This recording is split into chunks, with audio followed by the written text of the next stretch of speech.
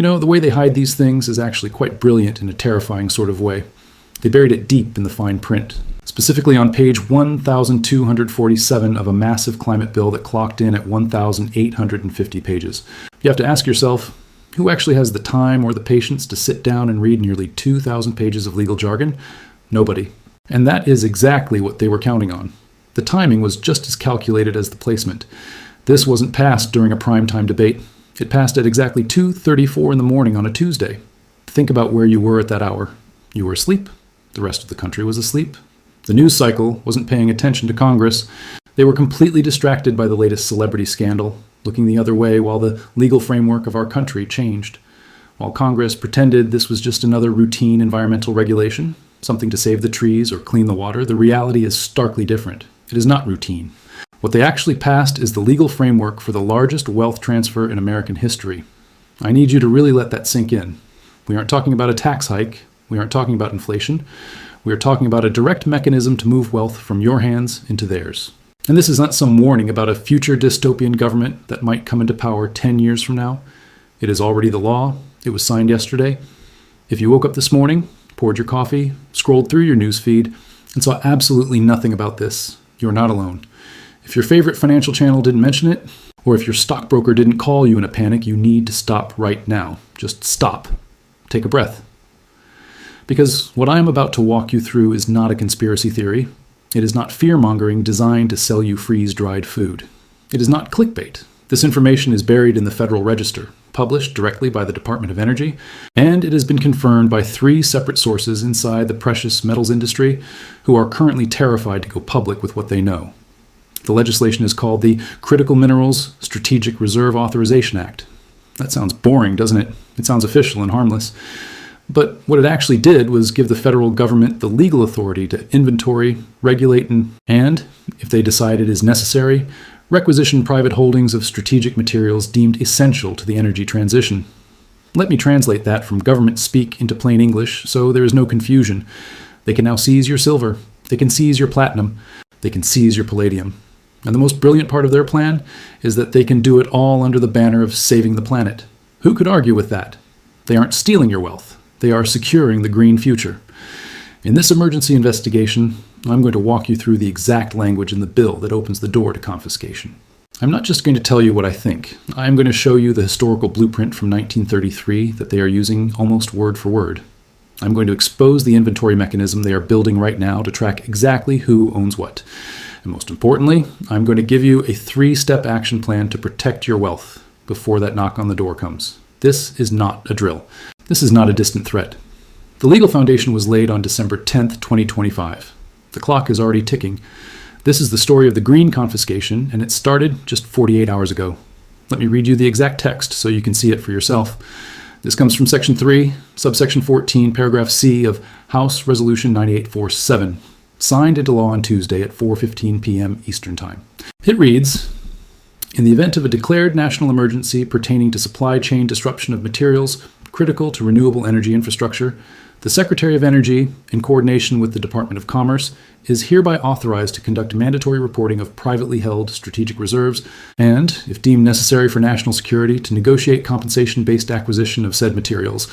Did you catch the key phrases in that paragraph? Mandatory reporting, compensation-based acquisition, deemed necessary. Let's break that down.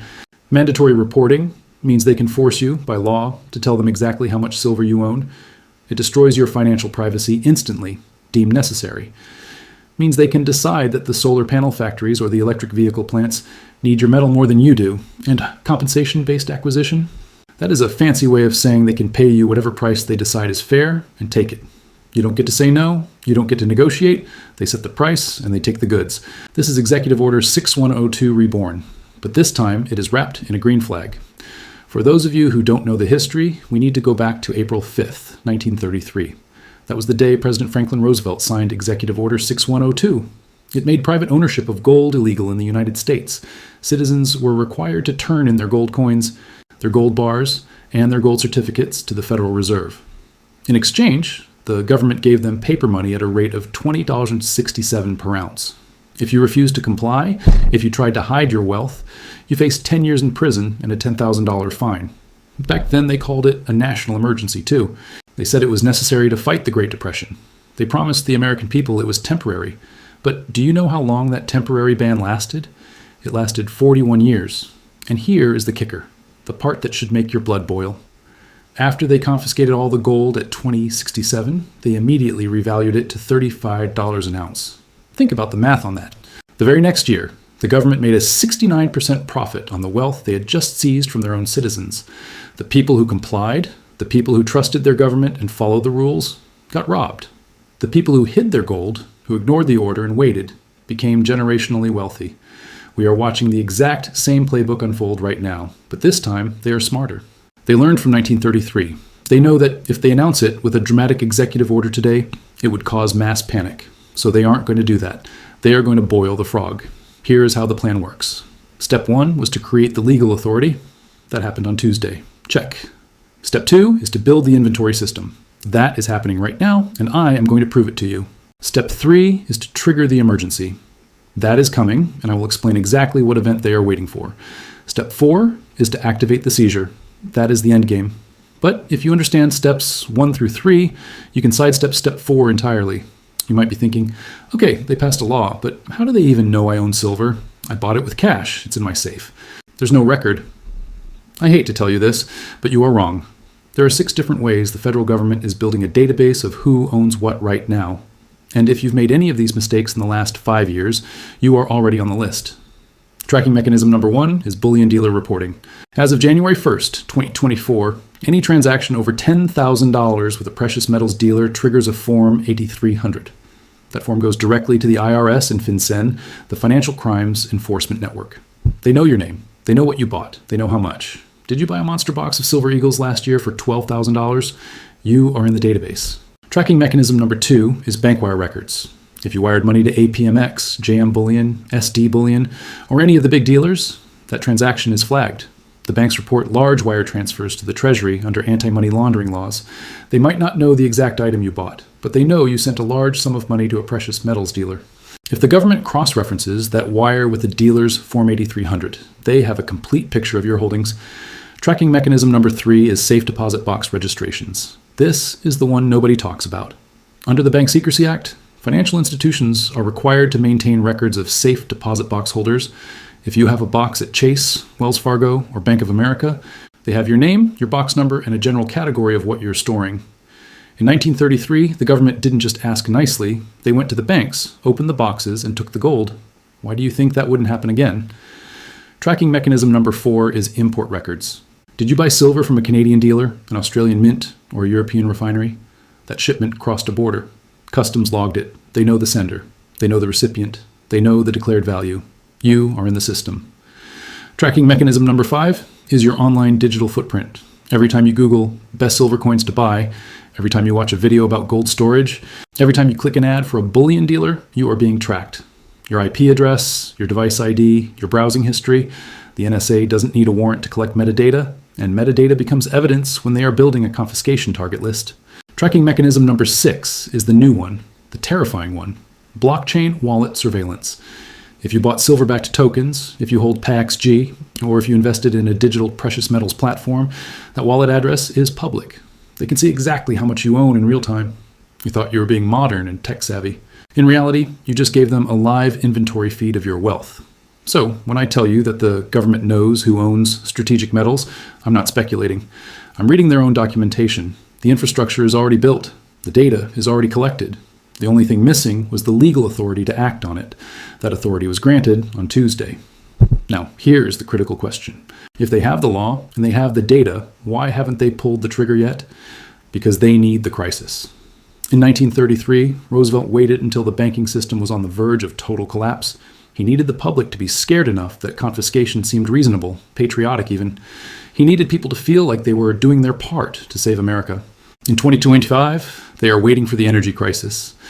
Let me paint you this scenario, and I want you to understand this is not fiction. This is the plan that's being gamed out in Washington right now. Imagine it is summer 2026. The western United States is experiencing the worst heat wave in recorded history. Energy demand is through the roof. But the solar farms that were supposed to save us are offline. Why? Because the silver supply chain collapsed. The solar panel manufacturers can't get enough silver paste. Production is halted. Rolling blackouts hit California, Arizona, Nevada. Hospitals go dark. The media blames climate change. Politicians blame fossil fuels. But behind the scenes, the Department of Energy issues a quiet report. The bottleneck is silver. We don't have enough to meet our renewable energy targets. Suddenly, a narrative emerges. Selfish hoarders are sitting on stockpiles of silver while Americans are dying in the heat. The green energy transition, the solution to climate change, is being held hostage by speculators. And then the president appears on television. He says, "My fellow Americans, we face a national emergency. Our clean energy future is at risk." He says, "I'm invoking the Critical Minerals Strategic Reserve Authorization Act. We are asking all citizens who possess silver, platinum, or palladium to voluntarily report their holdings. He will assure you, we will compensate you fairly. This is not confiscation. This is your patriotic duty. It starts as voluntary, but then the penalties get announced. Failure to report results in a $50,000 fine. Failure to surrender when requested results in 5 years in federal prison." How many people do you think will resist when the alternative is losing their house, their freedom, their reputation? This is the playbook. Create the crisis, blame the hoarders, offer compensation, threaten prison, and the vast majority will comply, just like in 1933. Let me bring you up to speed on what we've uncovered so far. On Tuesday, December 10th, 2025, Congress passed a 1-850-page climate bill.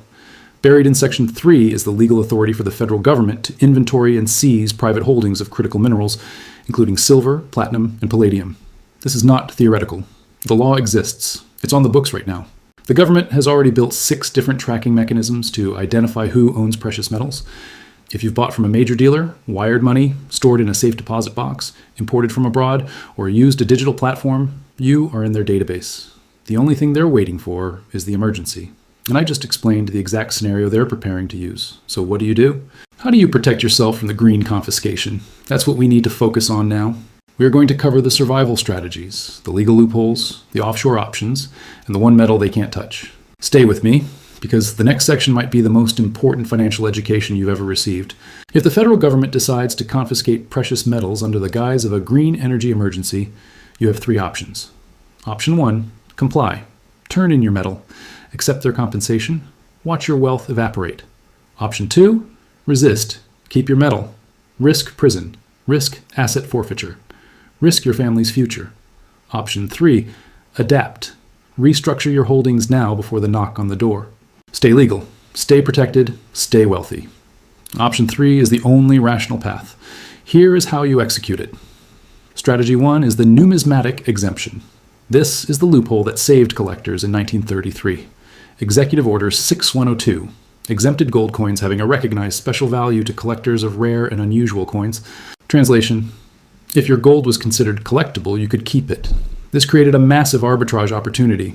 Common gold eagles were confiscated. Rare gold eagles were protected. The difference? A collector premium.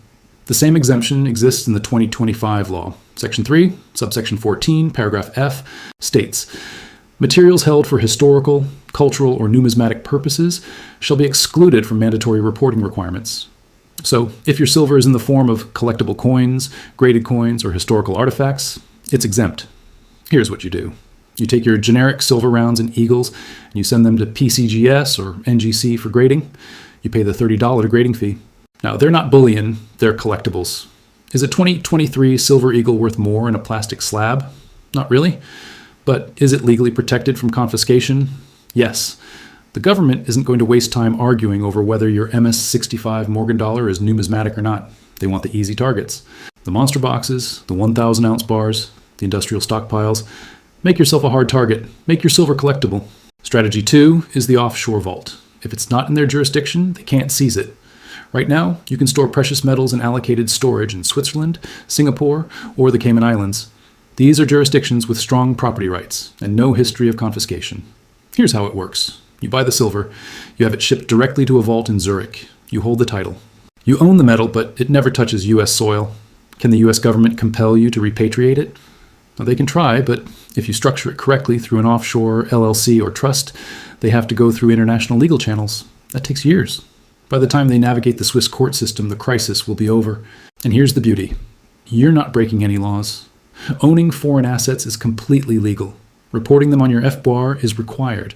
But reporting is not the same as surrendering. The wealthy have been using this strategy for decades. It's time you did too. Strategy 3 is the metal they can't touch. Here's the secret that nobody talks about. The 2025 law specifically targets materials critical to the energy transition. That means silver, platinum, palladium, certain rare earths. You know what's not on the list? Gold. Why? Because gold is not essential to solar panels.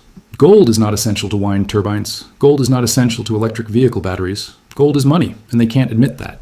If they included gold in the confiscation list, it would be an admission that gold has monetary value. It would undermine the entire fiat currency system. It would validate every gold bug who's been screaming about the dollar collapse for 50 years. So they left it out. This creates a massive strategic opportunity. If you're worried about confiscation, you shift from silver to gold. Yes, silver has better fundamentals right now. Yes, the gold to silver ratio is skewed. But what good is a 10x gain if the government takes it? Gold is the safe haven within the safe haven. I spoke to a constitutional attorney this morning. He reviewed the law. His exact words were, gold is not mentioned. If they try to take gold, the legal challenge would be immediate and would likely succeed. They know this. That's why they didn't include it. So here's the move. Keep enough silver in numismatic form to participate in the upside. Move the bulk of your wealth to gold, store some offshore, store some in a private vault, store some in a way that makes you invisible to the tracking mechanisms. You're not evading the law, you're using the law to protect yourself. Strategy 4 is the transaction reset. Remember the 6 tracking mechanisms I outlined? Most of them are based on digital footprints and financial records from the last few years. Here's the reality. If you bought silver in 2020 with a credit card from a major dealer, they have that record. But if you sell that silver to a private party for cash in 2025, there's no record of the sale. As far as the database knows, you still own it, but you don't. Now, I'm not telling you to lie on a federal reporting form. That's illegal. But I am telling you that if the government comes knocking and demands you surrender metal that you sold years ago, you have documentation of the sale. Was it to a private buyer? Yes. Do you have a name? Maybe, maybe not. Was it a cash transaction? Yes. Is that legal? Completely. You just created plausible deniability. The government's list is only as good as their data, and their data is full of holes. Now, let's talk about the elephant in the room. Is this even constitutional? The Fifth Amendment is very clear. Well, no person shall be deprived of life, liberty, or property without due process of law, nor shall private property be taken for public use without just compensation. Taking your silver for the energy transition is absolutely a public use. But what is just compensation? In 1933, they paid $20.67 per ounce for gold, the market rate. Then they immediately revalued it to $35. The just compensation was actually a 40% haircut. In 2025, if silver is trading at $65 on the open market and they offer you $50 as fair compensation, is that constitutional? The lawsuits would be immediate. The ACLU, the Institute for Justice, every libertarian legal foundation would file. This would go to the Supreme Court. And here's the problem for the government. The current Supreme Court is the most property rights friendly court in 80 years. The Kelo decision, the Sackett decision, they've been rolling back eminent domain abuse for a decade. A confiscation case would likely fail, but it would take years to litigate. And in the meantime, you don't have your metal. So the constitutional challenge is real, but it's not a defense. It's a backup plan. You don't want to be the test case. You want to be the guy who restructured early and avoided the fight entirely. Let me map out the timeline based on the intelligence I'm gathering from inside the industry. Phase 1 is the quiet period, December 2025 to March 2026. The law is on the books, but it's not being enforced. This is the grace period. This is your window to act. Move your silver into numismatic form, set up offshore storage, shift to gold, document your transactions. If you do nothing else, do this. Do not buy any more silver from major dealers using a credit card or wire transfer. If you want to add to your stack, use cash. Use private sales. Use local coin shops that don't report. Make yourself invisible starting now. Phase 2 is the inventory request, April 2026 to June 2026. The Department of Energy will issue a voluntary reporting survey for holders of critical minerals. They'll call it data collection for national planning purposes. They'll say it's anonymous. It's not anonymous. It's a target list. Do not respond. There's no legal penalty for ignoring a voluntary survey. Let them subpoena you if they want the information. Make them work for it. Phase 3 is the trigger event, summer 2026. This is when the energy crisis hits. Heatwave blackouts, grid failure. The media will run 24/7 coverage of the green energy bottleneck. Politicians will start floating trial balloons. Should we consider strategic mineral requisition? They'll gauge public reaction. If the public pushes back, they'll back off. If the public is indifferent or supportive, they'll move forward. This is where public awareness matters. This is where videos like this matter. The more people who know what's coming, the harder it is for them to execute. Phase 4 is the activation, fall 2026. If they decide to proceed, they'll issue the executive order. Mandatory reporting within 30 days, compensation offers within 60 days, penalties for noncompliance after 90 days. The chaos will be unbelievable. The precious metals market will freeze, just like we saw with the refinery halt. Premiums will explode. The black market will emerge overnight. If you're still holding reportable silver at this phase, you're trapped. You can't sell it because nobody will buy it. You can't keep it because you'll face penalties. But if you executed the survival playbook in phase 1, you're fine. Your numismatic silver is exempt. Your offshore silver is unreachable. Your gold is not on the list. You watch the storm from safety. We need to zoom out for a moment and talk about what this really means. This is not just about silver. This is not just about a law. This is about the fundamental question of whether you own property or whether you rent it from the government. The social contract in America was supposed to be simple. You work, you earn, you buy, you own. The government protects your ownership. But what we're watching unfold is a shift, a quiet shift from ownership to conditional permission. You can own silver unless we need it. You can own land unless we need to build a solar farm on it. You can own a business unless we decide your profits are windfall and need to be taxed at 90%. This is the road to serfdom. And it's paved with green intentions. When they came for the gold in 1933, people complied because they were scared. The economy had collapsed. The banks had failed. They trusted the government to fix it. But what did the government do with that gold? They devalued the dollar by 40% and inflated their way out of the debt. The people who gave up their gold got poor. The government got richer. It's happening again. Different metal, same theft. But here's the difference. In 1933, people didn't have the internet. They didn't have alternative media. They didn't have a way to organize resistance or share information. You do. Every person who watches this video is now equipped to protect themselves. Every person who shares this video is making the confiscation harder to execute. The government is counting on ignorance and compliance. Give them neither. Friday, December 13th, 2025. This is the date you'll remember as the day you learned the truth. Here's what you do this weekend. Step 1, inventory your holdings. How much silver do you have? Where is it? How did you acquire it? Is it in the government database? Step 2, make a decision. Are you keeping it in bullion form, converting to numismatic, moving it offshore, or swapping to gold? Step 3, execute. Don't wait. Don't procrastinate. Don't assume you have more time. The window is open now. It might not be open in March. Step 4, document everything. If you sell, if you move, if you convert, paper trail, receipts, proof. Step 5, share this information. Warn your family, warn your friends. The more people who know, the safer we all are. This is not fear porn. This is not a sales pitch. I'm not selling you a product. I'm giving you intelligence that could save your wealth. What you do with it is up to you. Let me be very clear about where this is heading. The green confiscation is not a certainty. It's a possibility that just became a probability. If enough people restructure their holdings, if enough people resist, if enough people make noise, they might back off. The political cost might be too high. But if people do nothing, if people assume it won't happen here, if people wait until the emergency is declared, it's too late. The time to act is before the crisis, not during it. In 1933, the smart money saw it coming. They moved their gold to Switzerland. They converted to rare coins. They bought foreign property. When the confiscation order came, they were untouchable. In 2025, you have the same choice. Be the smart money or be the compliant victim. I know which side I'm on. The law is on the books. The tracking systems are live. The emergency is being manufactured. But you're not powerless. You're informed. And information is the ultimate defense. Hold what's yours. Protect what you've earned. And do not let them guilt you into surrendering your wealth for a crisis they created. This is your warning. This is your window. Use it. Subscribe. Share. And stay sovereign.